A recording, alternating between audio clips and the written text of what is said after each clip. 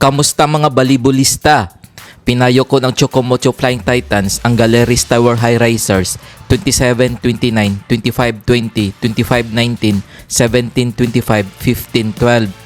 Tinanghal na best player of the game si Kat Tolentino sa likod ng kanyang 27 points mula sa 20 attacks, 7 blocks, may kasamang 10 excellent digs.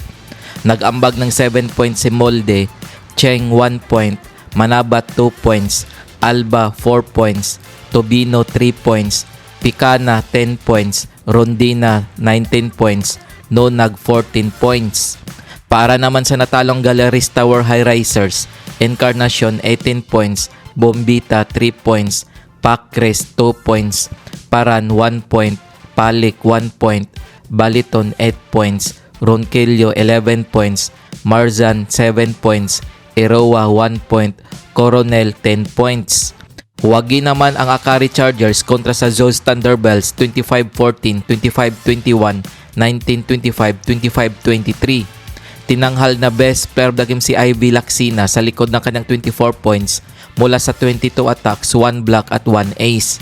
Nag-ambag ng 7 points si Sharma, Soltones 10 points, Cobb 2 points, Cal 3 points, Victoria 6 points, Nesperos 3 points, Soyod 15 points. Para naman sa natalong Zeus Thunderbells, Gamit 12 points, Gagati 13 points, Santiago 12 points, Troncoso 7 points, Mondonido 6 points, Pascual 1 point, Arroyo 5 points, Gonzaga 8 points. Kung bago ka pa lamang sa channel na to, mag-like na at subscribe.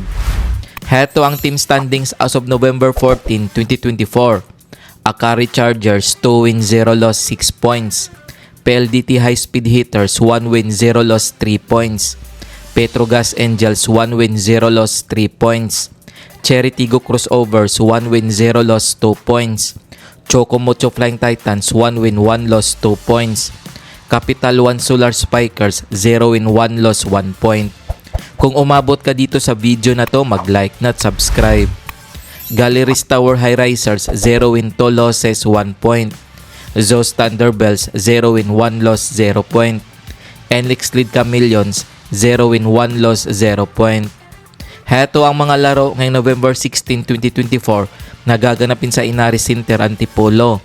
Magtutuos ang Farm Press at Signal HD Spikers alas 4 ng hapon. Maglalaban naman ang Creamline Coal Smashers at Petrogas Angels alas 6:30 ng gabi. Kung nagustuhan mo ang video na to, mag-like na at subscribe.